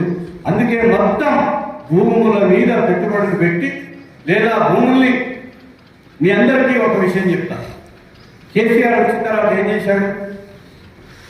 మీరు ఏ దేశంలో ఉన్నా, ఏ రాష్ట్రంలో ఉన్నా, ప్రపంచంలో ఎక్కడున్నా నేను ఒక 2 రోజులు డేట్ పెడుతున్నా, మీరు మీ ఊరికి రావాలి, మీ ఇంట్లో ఉండాలి. దాన్నే సమగ్ర కుటుంబ సర్వే అన్నాడు. రాష్ట్రంలో నిజంగా వచ్చిండ్రు, దుబాయ్ నుంచి వచ్చిండ్రు, అమెరికా నుంచి వచ్చిండ్రు, ఆస్ట్రేలియా నుంచి, రకరకాల ఖండాల నుంచి వచ్చిండ్రు, లేదా రకరకాల ప్రాంతాల్లో దేశంలోనే బతకాలమైన వాళ్ళందరూ వాళ్ళకి వచ్చారు. మొత్తం 2 రోజులు మనందరికీ నీకు భూమి ఎంతుంది, నీకు సొంత ఇల్లు ఉందా లేదా, నీ పిల్లలు ఏం చేస్తున్నారు, పిల్లలు ఎంతమంది, వాళ్ళు ఏమైనా చదువుకున్నారా, చదువుకుంటే వాళ్ళకి ఏమైనా కొరువు వచ్చిందా, వాళ్ళు ఏం పని చేస్తున్నారు, రోజు మీరు ఎక్కడ బతుకుతున్నారు, ఈ డీటెయిల్స్ అన్ని మనం అంతా ఇచ్చాం. అప్పుడు కేసీఆర్ ఈ నివేదిక ఇప్పటికి కూడా బయట పెట్టలే. ఎవరికి బయట పెట్టకుండా ఎక్కడెక్కడ మిగులు భూములు ఉన్నాయి. నేను ఇందాకే చెప్పాను కదా, నిజాం నవాబు వెళ్ళిపోయేటప్పుడు భూమి ఎత్తుకుపోయాడు. మన దగ్గర నుండే కోయిలు వచ్చే తీసుకుపోయాడు, బంగారం తీసుకుపోయాడు, డబ్బులు తీసుకుపోయాడు, అనేక రకాల అన్ని తీసుకుపోయాడు. కానీ భూమి తీసుకోవడానికి లేదు కదా. ఆ భూమి అంతా కూడా తెలంగాణలో 10 లక్షల ఎకరాల భూమి, హైదరాబాద్ చుట్టుపక్కల ఉండేటువంటి భూమి ఇవాళ లేదు, మాయమైపోయింది. ఎక్కడో పయ్యావుల కేశవ్ అనేటువంటి ఇప్పుడు ఆంధ్రప్రదేశ్లో ఆర్థిక మంత్రిగా ఉన్నాడు. పయ్యావుల కేశవ్ రాయలసీమలో ఉరవకొండ ప్రాంతంలో ఉండేటువంటి ఒక సాధారణ మనిషికి, ఆయన ఎమ్మెల్యే కూడా కాలేదు, తెలుగుదేశం పార్టీలో ఉండే ఒక నాయకుడికి హైదరాబాద్లో బంజారా హిల్స్లో 100 ఎకరాల భూమి. గిరీష్ సంఘి వార్తా పేపర్ నడుపుతాడు. ఈ హైదరాబాద్ దగ్గర ఉంటుంది గిరీష్ సంఘి టెంపుల్ అని ఉంటుంది. చాలా మందికి ఆ ఏరియా పేరు చాలా మంది తెలియదు. ఇప్పుడు ఆ ప్రాంతంలో నేను తిరిగిన వాడిని, నా బంధువులు ఉండాలని ఎంతో చూసేవాడిని. ఒకప్పుడు ఆ ప్రాంతంలో కోయడ్ అనేటువంటి ఒక గ్రామం ఉండేది. కోయడ్ అంటే ఈ రాష్ట్రానికి, ఉమ్మడి రాష్ట్రానికి హోమ్ మినిస్టర్ని ప్రభాకర్ రెడ్డి అని ఒక ఆయన ఉండేవాడు. హోమ్ మినిస్టర్ని అందించినటువంటి గ్రామం. అనాథపురం అనేటువంటి ఊరు ఉండేది. ఆ ఊరిలో నాకు చుట్టాలు ఉన్నారు. నేను ఈ మధ్యన ఎందుకో వాళ్ళు నాకు పెళ్లికి పిలిస్తే పోతే అదంతా ఏ ఊరు లేదు, అంతా సంగీనగర్. సంగీనగర్ దానికి west side, north side, south side ఇట్లా ఫ్లోర్స్ పెట్టారు. అంటే భూములన్నీ కూడా గిరిసంగి 4,000 ఎకరాలు ఆగి ఇక్కడ హైదరాబాద్ పక్కన. ఇక ఈనాడు రామోజీ సిటీ కేసీఆర్ చెప్పింది కదా 1,00,000 నాగళ్ళు పెట్టి దున్నిస్తాను. 1,00,000 కాదు, ఆయన పోయి అర్ధగంట సేపు ఆయన చూడడానికి అపాయింట్మెంట్ తీసుకొని ఆయన గంట సేపు ఉండి ఇంతటి ప్రశాంతమైనటువంటి భవనం ఆయన కష్టార్థంగా కట్టుకున్నాడు. నేనేమైనా సాయం ఉంటే నేను సాయం చేస్తాను తప్ప 1 ఎకరం కూడా ప్రభుత్వ భూమి లేదని ఈ దొంగ పోయి, ఈ గద్దముక్కు దొంగ పోయి ఆడ సర్టిఫికెట్ ఇచ్చాడు. మనందరం తెలుసు 6,000 ఎకరాలు అసైన్ భూములు, దళితులకు ఇచ్చినటువంటి భూములు, మేకలు గొర్రెలు మేపుకునేటువంటి అక్కడ ఉండేటువంటి యాభ సోదరు, అక్కడ ఉండేటువంటి కళ్ళు తీసి బతికేటువంటి గౌడ సోదరు, ఏ భూమి లేకుండా పొలంలోనే రెక్కల కష్టంతో కూలీలుగా పనిచేస్తున్నటువంటి వాళ్ళందరూ అక్కడి నుంచి వెళ్ళిపోయారు. అంటే భూ బదలాయింపు అనేటువంటిది భూస్వామి రూపంలో ఎప్పుడు కనపడేవాడు. కానీ భూమి ఎవరి చేతుల్లో ఉండాలి? దున్నేవాడి చేతుల్లోనే భూమి ఉండాలి. ఇది మన నినాదం. బీజేపీ వాళ్ళు ఏం చెప్తారు? దొంగలు, తడిగుడ్డతో గొంతులు పోసే ఈ దొంగలు దున్నగలిగే వాడికి భూమి అంటారు. మనం చెప్పేది మన నినాదం, కమ్యూనిస్ట్ పార్టీ నినాదం, దున్నేవాడికి భూమి కావాలంటే వాడు దున్నగలిగే వాడే భూమి అంటాడు. ఎందుకు దున్నగలిగేవాడు? ఒకటే అక్షరం తేడా. ఎందుకంటాడంటే అరే భూమి దున్నాలంటే ఇంకా దిక్కుమాల వ్యవసాయం ఎట్లు ఇక్కట్ అయితే ఇది పెద్ద పెద్దగా కార్పొరేట్ సంస్థలకు ఇవ్వాలి. వాడు పెద్ద పెద్ద ట్రాక్టర్లు ఇస్తాడు, జేసీబీలు పెడతాడు, రకరకాల ఈ ప్లౌస్ ఇస్తాడు, మీకు అన్నిటి వల్ల చేస్తాడు. అందుకని వాందరగా భూమి ఉండాలి. అంటే ఒక ఫ్యూడల్, ఒక బానిస వ్యవస్థలో భూ సంబంధాలు ప్రజా జీవితాన్ని, ప్రజలకు సంబంధించినటువంటి, రైతాంగానికి సంబంధించినటువంటి జీవన భద్రతనిచ్చి రైతాంగానికి ఆసరాగా ఉన్నటువంటి భూములు ఇవాళ కార్పొరేట్ శక్తుల చేతుల్లోకి వెళ్ళడానికి వాళ్ళు ఇష్టపడతారు తప్ప దున్నేవాడికి ఇవ్వడానికి వాళ్ళు సిద్ధంగా లేదు. అందుకని ఈ దేశంలో ఇప్పుడు భూములు అన్ని రకరకాల రూపాల్లో ఉన్నాయి. అందుకని ఈ భూములు ఎక్కడ ఉన్నాయి, ఏమి జరిగింది అనేటువంటిది మనం తెలుసుకోవాల్సినటువంటి అవసరం. భూమి లేకపోతే భూములు లేదు, చదువు లేకపోతే బతుకు లేదు. ఒక పెద్ద మనిషి అంటాడు తెలంగాణలో, నిజంగా భూమి లేకపోతే భూమి లేదు, చదువు లేకపోతే బతుకు లేదు. అందుకని ఈ 75 సంవత్సరాల కాలంలో ఈ దేశంలో భూమి లేదు, ఇంకా భూమి సాధించుకోవాల్సినటువంటి పరిస్థితి ఉన్నది. ఉన్న భూమి రకరకాల కంపెనీల చేతుల్లో, వాణిజ్య సంస్థల చేతుల్లో మాయాజాలంగా మారుతున్నది. ఎవరి మీద ఉండదు.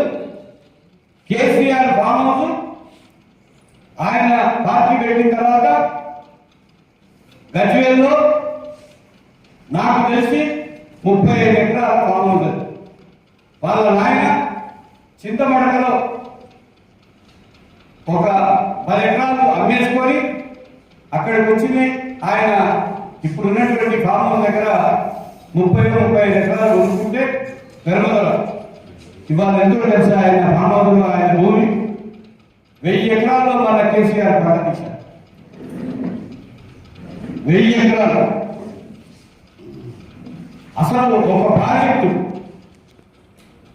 మల్లన్న సాగర్ దగ్గర ఉండేటువంటి నల్లపోచమ్మ ఏదైతే ఉన్నదో, కొండపోచమ్మ, ఆ కొండపోచమ్మ రిజర్వాయర్ ఏదైతే ఉన్నదో అది కేసీఆర్ భూములకి లేదా వాళ్ళ బంధువులకు సంబంధించినటువంటి పెద్ద పెద్ద పారిశ్రామికవేత్తలకి, పెద్ద పెద్ద పెట్టుబడిదారులకి శాశ్వతంగా నీరు సప్లై చేసేటువంటి కేంద్రంగా ఇవాళ మనం చేస్తున్నారు. అంటే భూ సంబంధాలను మనం అర్థం చేసుకోవాలి.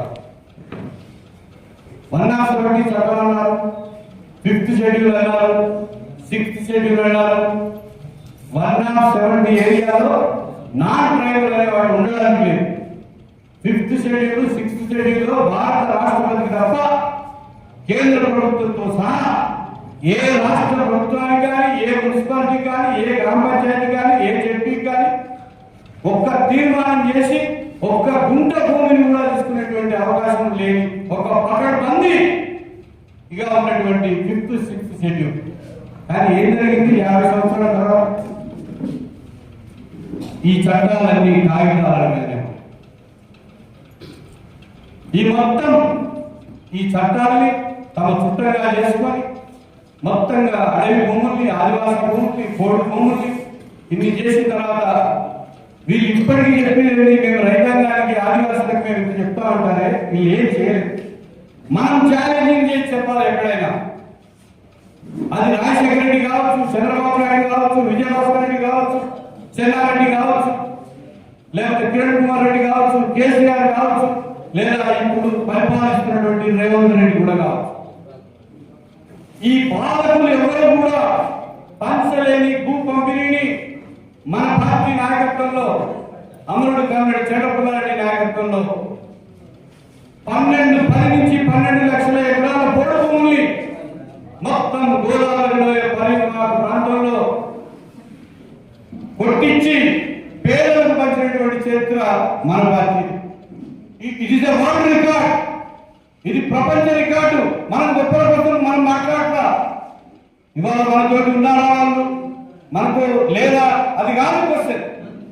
భూమి అనేటువంటిది మానవ జీవితంలో, సమాజ పురోగమనంలో ఎంత ముఖ్యమైనదో ఆనాడే మనం గ్రహించి దున్నేవాడికే భూమి అనేటువంటి నినాదాన్ని కేవలం నినాదాలుగా, కేవలం వ్యాసాలుగా, కేవలం ఉపన్యాసాలుగా, కేవలం రాతల్లోనే కాకుండా ఆచరణలో దానికోసం రంగంలోకి దిగి 10 లక్షలకు పైగా ఎకరాల్ని సాధించి పెట్టినటువంటిది కమ్యూనిస్టు విప్లవోద్యమం. అది మావోయిస్టులు కావచ్చు, అది జనశక్తి కావచ్చు, అది ప్రతిఘటన కావచ్చు, అది న్యూడెమోక్రసీ కావచ్చు, మరే విప్లవ సంస్థ అయినా కావచ్చు. ఈ దేశంలో భూమి సమస్యని తీసుకొని వాటిని ఇప్పటికి కూడా టేకప్ చేసి ముందుకెళ్తున్నటువంటి మనము తప్పనిసరిగా ఐక్య రైతాంగ ఉద్యమాలే కాదు, ఐక్య ప్రజా ఉద్యమాల్ని, ఐక్య విప్లవోద్యమాల్ని, ఐక్య విప్లవ కార్యక్రమాల్ని కొనసాగించే క్రమంలో ఐక్యత అనేటువంటిది కూడా మనము చేసుకోవాల్సినటువంటి ఒక అవసరానికి మనం ఇవాళ నెట్టబడ్డాం. నిజానికి మన ప్రాంతంలో మనం చూస్తున్నాకనే, నేను ఇంకా నిష్ఠూరంగానే ఒక మాట అంటాను, మీరెవరు నాతో సహా ఎవరు మనం బాధపడాల్సిన పని లేదు. పువ్వులు అమ్మిన చోట ఇవాళ మనం కట్టాలనుకుంటున్నాం. మనం ఎట్లా ఉండేవాళ్ళం ఈ ప్రాంతంలో? మనం తిరుగులేని వాళ్ళం. భూములు పంచాం. మొత్తం ఆదివాసీ ఈ అటవీ ప్రాంతంలో ప్రజల తల్లుల నాన్నలాగా మనం ఉన్నాం. ఎవడైనా బయట వస్తే మన పర్మిషన్ తోటి వాడు లోపలికి రావాలి. భూమి కొనాలనుకున్నా, ఇంకోటి చేయాలనుకున్నా, పంచాయతీ చేయాలనుకున్నా, ఏం చేయాలన్నా మనం అడిగిపోయేవాడు. కానీ 40 సంవత్సరాల తర్వాత ఇవాళ మనం ఎక్కడున్నాం అనేటువంటిది మనం ఆత్మపరిశీలన చేసుకోవాల్సినటువంటి అవసరం. మన వ్యక్తుల కోసం కాదు, మనం చీలిపోతా ఉన్నాం, ముక్కలు అవుతున్నాం. 10 సంవత్సరాల లోపే 4 పార్టీలు అయింది న్యూడెమోక్రసీ. 4 పార్టీలు. ఇంకా ఇందులో అనేక ముక్కలు, రకరకాల పీడిఎస్ విద్యార్థి సంఘం, వాడు జాతీయ పీడిఎస్ అని పెట్టుకున్నాడు. ఇంతకుముందు ఒక పార్టీ చేయకపోతే దానికి అనుబంధంగా ఏదో ఒక పీడిఎస్ కూడా పెట్టుకుంటాడు. వాడు ఆలయంలో ఒకడు ఉంటాడు, వాడు ఒక పీడిఎస్ రాష్ట్ర అధ్యక్షుడు. జాతీయ పీడిఎస్ పేరుతో వాడు రాష్ట్ర అధ్యక్షుడు. పీడిఎస్ అనేటువంటి పదాన్ని సరిగ్గా రాయలేనాడు, దానికి స్పెల్లింగ్స్ కూడా ఏముందో తెలియనాడు. కనీస పార్టీ పరిజ్ఞానం లేని ఎదవలు, దొంగలు, లంగలు, లపుట్లు మనం బలహీనమైనందువల్ల ఇవాళ వాళ్ళందరికీ కాలు వస్తుంది, వాళ్ళందరికీ కొమ్ములు వస్తున్నాయి. వాడు ఇవాళ బరి తెగించి జెండ గీసిన ఆందోళనలాగా కాలేజీల మీద పడి ఎక్కడ పడితే అక్కడ డబ్బులు వసూలు చేసుకోవడానికి ఇవాళ మన విప్లవ పార్టీలకు సంబంధించినటువంటి విద్యార్థి సంఘమే కావచ్చు, విప్లవ పార్టీలకు సంబంధించినటువంటి పార్టీల పేర్లని యథేచ్ఛగా నిస్సిగ్గుగా భయం లేకుండా జంకు లేకుండా వాడుకుంటున్నటువంటి ఒక దౌర్భాగ్య స్థితి ఇవాళ కనపడతాం.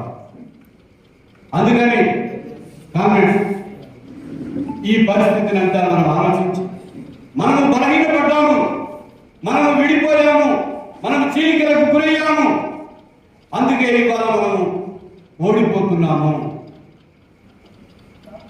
మనకు ఆశ్రయం ఇచ్చి మనల్ని కడుపులో పెట్టుకొని సాగినటువంటి గూడాలు, తండాలు, గ్రామాలు ఇవాళ తీవ్ర ఆవేదనతో ఉన్నాయి. మాకు దిక్కెవరయ్యా? ఒకరిగా మీరు వస్తే ఆ రోజు మిమ్మల్ని మేము ఎంతో గొప్పగా చూసుకున్నాము, మాకు మీరు అండగా ఉంటారనుకున్నాము, మా భూములకు మీరు రక్షణ ఇస్తారనుకున్నాము. కానీ మీరే ముక్కలు చెక్కలైపోతున్నారే, మీకే రక్షణ లేదే, మీకే భరోసా లేదే. ఇవాళ మీ పార్టీలో ఉండేవాడు రేపు పొద్దున వాడు ఏ పార్టీలో ఉంటాడు, అసలు మీరు ఈ పార్టీలో చివరిగా ఉంటారా అనేటువంటి ఒక అనుమానం, అనేటువంటి ఒక అప్రమకాన్ని ఇవాళ మన ఉద్యమం మూట కట్టుకుంటాం. మొత్తం విప్లవోద్యమాన్ని ఇవాళ మనం సమీక్షించుకోవాల్సినటువంటి అవసరం ఉన్నది. ఐక్య ఉద్యమాలే కాకుండా విప్లవ సంస్థలు ఏ మేరకి సిద్ధాంతపరంగా, రాజకీయంగా విభేదాలు లేకుండా ఆ విషయాల్లో మనకు ఐక్యత ఉంటే విడివిడి సంఘాలుగా ఉండాల్సినటువంటి అవసరం లేదు, విడివిడి పార్టీలుగా మనగనగాల్సినటువంటి అవసరం లేదు. కేవలం విప్లవ సంఘాల ఐక్యత కాదు, నరేంద్ర మోడీ అనేటువంటి ఒక ఆర్ఎస్ఎస్ నాయకుడు ఇవాళ ఆర్ఎస్ఎస్ చేత నియమింపబడి ఈ దేశంలో ఉండేటువంటి 140 కోట్ల మంది ప్రజల్ని, నిజానికి వీళ్ళందరినీ ఒకటే దేశం, ఒకే మతం, ఒకే పార్టీ పేరుతో ఇవాళ ఆయన అనేక రకాల ప్రయత్నాలు చేస్తున్నాడు. ఇవాళ నరేంద్ర మోడీ ప్రమాదం మనకేమీ లేదు, అది కాంగ్రెస్ కో ఇంకోటికో ఉందనుకుంటే పెద్ద ప్రమాదం. భారతదేశం అంటేనే ఇది ఒక దేశం కాదు, ఇది ఉపఖండం, జాతుల బందీకాన. ఈ దేశంలో ఉండేటువంటి ప్రజలు రకరకాల మతాల్లో ఉన్నారు, రకరకాల కులాల్లో ఉన్నారు, రకరకాల జాతుల్లో ఉన్నారు, రకరకాల తెగల్లో ఉన్నారు, స్త్రీలుగా ఉన్నారు, పురుషులుగా ఉన్నారు. మొత్తం శ్రమజీవులంతా కూడా రెక్కల కష్టంతో ఆధారపడి బతికేటువంటి ఒక స్థితి ఉంటే, ఒకవైపున కార్పొరేటీకరణ విధానాల పేరుతో కార్మిక హక్కుల్ని అరిచేయడం, రైతాంగానికి గిట్టుబాటు ధర లేకపోవడం, విద్యని ఇందాక నేను చెప్పానే చదువు జీవితాన్ని ఇస్తుందని, ఇవాళ జీవితాన్ని ఇచ్చేటువంటి చదువు కొంతమందికి మాత్రమే పరిమితమైంది. మంచి భవిష్యత్తును, ఉద్యోగాన్ని, ఉపాధి అవకాశాలు ఇచ్చేటువంటి చదువు కొంతమందికే ఉన్నది. రిజర్వేషన్స్ లేవు. ఇప్పుడు నిన్న పార్లమెంట్ లో అమిత్ షా డాక్టర్ బిఆర్ అంబేద్కర్ మీద ఎంతో బాధంగా మాట్లాడాడు. ఏదో యాదృచ్ఛికంగా మాట్లాడలే, కావాలనే మాట్లాడాడు.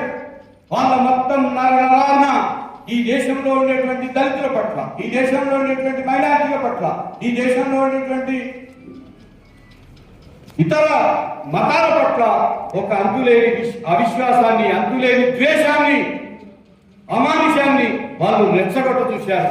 మరొక వైపు ప్రజలు పుట్టడి బాధల్లో దినదిన గంటం 100 ఏళ్ళ ఆయుష్లాగా బతుకున్నటువంటి వాళ్ళ జీవితాల్ని కోల్పోతుంటే, కనీసం బతకడానికి సరైనటువంటి పరిస్థితులు లేక, ఉద్యోగాలు లేక, ఉపాధి అవకాశాలు లేక, గిట్టుబాటు ధర లేక, సకల సమస్యలతో వాళ్ళు బాధపడుతుంటే అవన్నీ పక్కన పెట్టి మీరంతా హిందువులు, సింధు గంగాజల బంధువులని ఇవాళ మతం పేరుతో రెచ్చగొడుతున్నటువంటి ఒక దుర్మార్గం ఉన్నది. చాలా క్లియర్ గా ఆర్ఎస్ఎస్ 100 సంవత్సరాల నాడు పుట్టినప్పుడే తనకు ఈ దేశంలో ఎవరి శత్రువులో చెప్పింది. మనం ఆ రోజు పెద్దగా పట్టించుకోలే. ఇప్పుడు మన దగ్గరికి వాడు రాలేదు కదా, మన సంగతి చూద్దాంలే అనుకున్నాం. కానీ వాడు చాప కింది నీరులాగా పార్లమెంట్ లో 2 సీట్లతో వాడు వచ్చి ఇవాళ మొత్తం అధికారాన్ని చేతుల్లో పెట్టుకొని 3వసారి కూడా నేరుగా ఆర్ఎస్ఎస్ ఇవాళ పరిపాలిస్తున్నటువంటి ఒక దుస్థితిని కూడా మనం చూడాలి. నిన్న చెప్పాడు, అసెంబ్లీలో బిల్లు పెట్టారు, పార్లమెంట్ లో జమిలీ ఎన్నికలు, మొత్తం ఎన్నికలన్నీ ఒకేసారి జరిగిపోవాలట. నిజంగా బయట చూడడానికి ఆశ్చర్యం అవునాయా? ప్రతి ఎన్నికలకు డబ్బులు ఖర్చు ఎందుకు? అసెంబ్లీ ఒకసారి, పార్లమెంట్ ఒకసారి, పంచాయతీ ఒకసారి, మున్సిపాలిటీ ఒకసారి, ఎంపీపీ ఒకసారి, జెడ్పీపీ ఒకసారి, ఇంత అవసరమా? బయట చూసే వాళ్ళకి ఇట్లా అనిపిస్తుంది, కానీ ఇది కాదు. నీ కట్టు నీ బొట్టు ఒకే దీనిలో ఉండాలి. అందుకని ఒకే దేశం.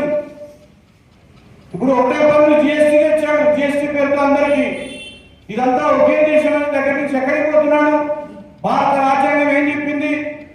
ఈ దేశంలో ఉండేటువంటి ప్రజలందరూ సమానం అని చెప్తే సమానం కాదు అని చెప్పినటువంటి ఆర్ఎస్ఎస్, సవార్కర్ అనేటువంటి ఒక ద్రోహి, సవార్కర్ అనేటువంటి ఒక బ్రిటిష్ వాడి ఏజెంట్, వాడిని ఇవాళ ఈ దేశ భక్తులుగా చూపించేటువంటి మొత్తం చరిత్రని ఇవాళ తారుమారు చేసేటువంటి భక్తులనే కాకుండా ఆర్ఎస్ఎస్ ఆ రోజు చెప్పినటువంటి విషయం, భారత ప్రజలకు హిందువులకు ఎవరు శత్రువులు, భారత ప్రజలకు ఎవరు శత్రువులు అంటే ఆర్ఎస్ఎస్ చెప్పింది ముగ్గురు. ఒకటి ముస్లింలు, 2 క్రిస్టియన్లు, 3 కమ్యూనిస్టు. ఇవాళ నేరుగా నిన్న పార్లమెంట్ లో మాట్లాడుతూ అమిత్ షా గాని నరేంద్ర మోడీ గాని అర్బన్ నక్సలైట్లు అంటున్నారు. భారత పార్లమెంట్ లో అర్బన్ నక్సలైట్లు ఉన్నారని రాహుల్ గాంధీని ఉద్దేశించి ఇవాళ మాట్లాడుతున్నాడు. రాహుల్ గాంధీ ఎవరు నక్సలైట్? రాహుల్ గాంధీ కాంగ్రెస్ పార్టీ నాయకుడు. రాహుల్ గాంధీ పార్టీ కాంగ్రెస్ తెలంగాణలో అధికారంలో రేవంత్ రెడ్డి పరిపాలిస్తున్నాడు. రేవంత్ రెడ్డి ఇక్కడ నక్సలైట్లు ఏమన్నా పక్కన కూర్చోబెట్టుకొని భోజనం చేస్తున్నాడా? రేవంత్ రెడ్డి నక్సలైట్లకు ఏమన్నా భూములు ఇస్తున్నాడా? మంచి చెడు చేస్తున్నాడా? ఏమి చేయట్లా. ములుగులో మన 7 చంపేశాడు. రేవంత్ రెడ్డి అధికారంలోకి వచ్చిన తర్వాత 25 మందికి పైగా కమ్యూనిస్టు విప్లవకారుల్ని, వివిధ సంస్థల్ని టార్గెట్ చేసి బూటకొట్టు ఎన్కౌంటర్లని మళ్ళీ రంగం మీద చేస్తున్నటువంటి ఒక దళారీ పాలన. అది కాంగ్రెస్ కావచ్చు, టిఆర్ఎస్ కావచ్చు, టీడీపీ కావచ్చు, బీజేపీ కావచ్చు, ఏ పార్టీ అయినా కావచ్చు, వైఎస్ఆర్సీపీ కావచ్చు, వీళ్ళందరూ కూడా రకరకాల రూపాలతో వస్తున్నారు తప్ప వీళ్ళందరూ ఒకే తాను గుడ్డలే. రకరకాల జెండాలు, రకరకాల రంగులు మారుతున్నారు తప్ప వీళ్ళందరూ ఒకటే అర్థం చేసుకోవాలి. ఈ క్రమంలో భూమికి సంబంధించినటువంటి ప్రాధాన్యతని మనం అర్థం చేసుకోవాలి. మన పార్టీ నిన్ననే హైదరాబాద్ లో ఒక ప్రెస్ మీట్ నిర్వహించింది. 28వ తారీఖున సుందరయ్య విజ్ఞాన కేంద్రంలో మన 2 పార్టీలు ఐక్యమవుతున్నాయి. నిజానికి ఒక గొప్ప విషయం. మన తరం, మన పెద్దలు మనకు అనేక రకాల కమ్యూనిస్ట్ పార్టీ జెండాను చేతికిచ్చిపోతే ఈ 50 సంవత్సరాలుగా విప్లవోద్యమంలో లెక్కలేని చీలికలు, అవకాశవాదులు, దొంగలు, లంగలు, లఫుట్గాలు చెట్టు పేరు చెప్పుకొని కార్యముకున్నటువంటి వారు ఇవాళ మన ప్రాంతంలో ఎట్లా ఊరేగుతున్నారో మనం చూస్తున్నాం. ఇలాంటివి అరికట్టాలంటే ఒక ఐక్య విప్లవ పార్టీ ఉండాలా. మొత్తం ఈ దేశంలో సెక్యులరిజం, ఈ దేశంలో ప్రజాస్వామ్యం, ఈ దేశంలో లౌకిక విధానం బతికి పట్టగట్టాలంటే భారత రాజ్యాంగాన్ని మనము కూలదోస్తాము. ఈ భారత రాజ్యాంగము మేము నాశనం చేస్తాము, మా కమ్యూనిస్ట్ రాజ్యాన్ని చేస్తామని బయలుదేరిన మనము ఇవాళ భారత రాజ్యాంగం ఇచ్చినటువంటి హక్కులు ఉన్నాయి. కొన్ని మనం భారత రాజ్యాంగం ఇచ్చినటువంటి విలువలు ఉన్నాయి. ఆ విలువల్ని కాపాడుకునే దానికోసం, ఆ హక్కుల్ని రక్షించుకోవడం కోసం ఇవాళ మనం అందరం కూడా కలిసి పోరాడాల్సినటువంటి సందర్భం ఏర్పడింది. ఇవాళ కేవలం కమ్యూనిస్టు విప్లవకారులే ఐక్యమైతే సరిపోదు. కమ్యూనిస్టు విప్లవకారుల వెనుక ఉండేటువంటి ప్రజాస్వామ్యవాదులు కావచ్చు, లౌకికవాదులు కావచ్చు, లేదా ఇతర ఆలోచన పరులు కావచ్చు, అందరినీ ఐక్యం చేస్తూ ఈ దేశాన్ని మరొక మొత్తంగా ఆనాడు ఈస్ట్ ఇండియా కంపెనీ పేరుతో ఆనాడు ఎట్లయితే ఈ దేశాన్ని దురాక్రమణకు చేశారో ఇవాళ మొత్తంగా బహుళజాతి సంస్థలకి, అంబానీకి, అదానీకి వీళ్ళని కాపాడుతున్నటువంటి ప్రపంచ స్థాయి సామ్రాజ్యవాద దేశాలకి ఎప్పుడో తాకట్టు పెట్టారు. కాబట్టి తరిమేన నాగిరెడ్డి గారు 35-40 సంవత్సరాల నాడే చెప్పాడు. ఇవాళ ఈ దేశాన్ని తెగనమ్ముకుంటున్నారు. ఈ దేశ సంపదని, ఈ దేశంలో ఉండేటువంటి అపారమైనటువంటి నిధుల్ని, నిక్షేపాల్ని వనరులన్నీ కూడా దోచుకెళ్ళిపోయి లేదా ఇక్కడనే వాటిని తొలిదీయడం కోసం అడ్డం పడుతున్నటువంటి ఆటంకపరుస్తున్నటువంటి ఎదుర్కొంటున్నటువంటి వాటికి వ్యతిరేకంగా పోరాటం చేస్తున్నటువంటి విప్లవ సంస్థల మీద కత్తి కట్టి ఆపరేషన్ కగా అంతిమ యుద్ధం ఛత్తీస్గఢ్ లో జరుగుతున్నది అదే, నిన్నటి వరకు ఒరిస్సాలో జరుగుతున్నది అదే, ఇవాళ మన ఈ ప్రాంతంలో ఆంధ్రప్రదేశ్ లో కావచ్చు, తెలంగాణలో కావచ్చు, ఇవాళ రేవంత్ రెడ్డి కావచ్చు, చంద్రబాబు నాయుడు కావచ్చు, పెద్ద ఎత్తున బౌద్ధ జాతి సంస్థల్ని అవసరమైతే 170 చట్టాన్ని అవసరమైతే ఆదివాసులకి గిరిజనులకు భారత రాజ్యాంగంలో వచ్చినటువంటి 5th షెడ్యూల్ 6th షెడ్యూల్ ని మార్పు చేసైనా సరే ఈ మొత్తం సహజ సంపద మీద బౌద్ధ జాతి సంస్థలకే అధికారం ఉండేటువంటి పద్ధతుల్లో ఒక దళారీ పాత్రలోకి వీళ్ళు వెళ్ళబోతున్నారు. అందుకని భూమి సమస్య చాలా కీలకమైంది. బతుకునిచ్చేటువంటి 74 కోట్ల మంది ప్రజలకి ఈ దేశంలో ఇంకా వ్యవసాయ రంగమే ప్రధాన ఆదాయ వనరు అనేటువంటి విషయాన్ని మనం అర్థం చేసుకొని రానున్న కాలంలో తప్పనిసరిగా మనం 28వ తారీఖు నాడు ఏదైతే ఐక్యతా ప్రకటన మనం చేస్తామో తప్పనిసరి ఈ ప్రభావం దేశవ్యాప్త విప్లవకారుల మీద ఉంటుంది. ఒక బలమైన విప్లవోద్యమాన్ని మనం నిర్మించడానికి, చూపించడానికి, లేదా ఈ దోపిడీ శక్తులకి మేమున్నామనేటువంటి ఒక బెరుని, ఒక అదురుని చేయించడానికి వీలవుతుందనేటువంటి విషయాన్ని అర్థం చేసుకొని రైతాంగ ఉద్యమాల్ని మన సంస్థ, మన ఏకేఎంఎస్ గా మరింత బలోపేతం చేసి ఒక ఎస్కేఎం లో కావచ్చు, ఇతర ఐక్య కార్యాచరణలో కావచ్చు, గిట్టుబాటు ధరల ఉద్యమంలో కావచ్చు, మిగులు భూముల పంపిణీ ఉద్యమంలో కావచ్చు, ఒక ముఖ్యమైనటువంటి చొరవ తీసుకునే స్థాయిలో ఒక ఉద్యమాన్ని నిర్మించే వైపుగా మనందరం కూడా సన్నద్ధం కావాలని, ఆ రకంగా మనం ఇవాళ 2 రోజులుగా జరిగినటువంటి ఈ క్లాసు చివరగా జరుగుతున్నటువంటి క్లాసుల సందర్భంగా మరొకసారి మీ అందరికీ విజ్ఞప్తి చేసేది ఏంటంటే తప్పనిసరిగా మనము ఐక్య ఉద్యమాల్లో నిలబడదాము. ఐక్య ఉద్యమాల్లో, రైతాంగ ఉద్యమాల్లో ప్రధాన పాత్ర మనం తీసుకోవాలంటే క్షేత్ర స్థాయిలో తప్పనిసరిగా మనము ఆ రకమైనటువంటి చొరవతోటి, ఆ రకమైనటువంటి ప్రయత్నాల మీద ఆధారపడే మన సొంత శక్తితో మనం ఎదగాల్సినటువంటి ఒక అవసరం ఉన్నది. ఇతర సంఘాలతో కూడా ఆ రకమైనటువంటి ప్రభావానికి వాళ్ళని గురి చేసి మొత్తంగా భూస్వామ్య విధానానికి వ్యతిరేకంగా, సామ్రాజ్యవాదానికి వ్యతిరేకంగా, దున్నేవాడికి భూమి దక్కాలే, భూమి కావాలనేటువంటి మన కేంద్ర నినాదం ఏదైతే ఉందో ఆ నినాదాన్ని సాధించే వరకుగా మనం పురోగమించాలని చెప్తూ నా ఈ ప్రసంగాన్ని మౌనంగా, ప్రశాంతంగా విన్న మీ అందరికీ కూడా మరొకసారి ధన్యవాదాలు.